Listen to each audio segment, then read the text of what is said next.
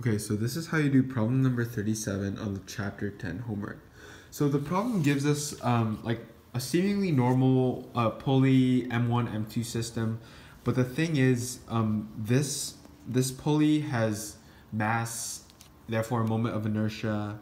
So it makes it more complicated like that. So the first thing I did was sketch a diagram and then draw the free body diagram for each of these masses. Now, it's important to note that the tension pulling M1 this way and M2 that way, they're not equal. So in order to address this, I put T1 and T2, T1 corresponding to M1 and T2 corresponding to M2.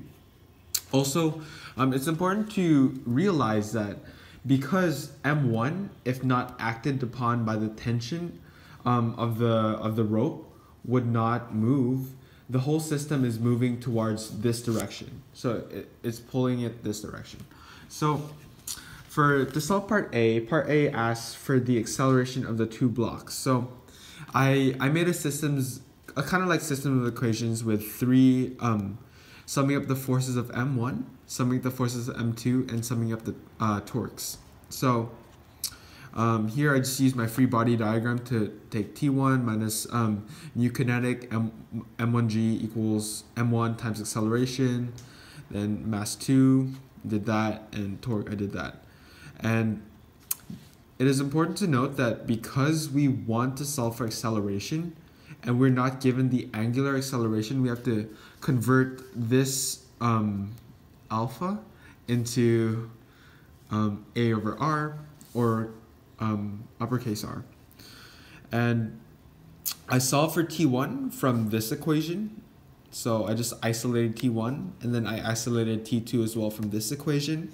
And once I isolated those and got those values in terms of all our known values, I plugged that into the sum of torques equation.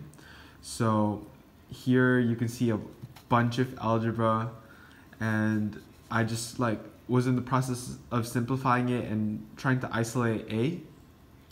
So once I isolated A, I got this this formula, and I just plugged in the known values, and it's a lot, but here's what I got: 0.22 meters per second squared.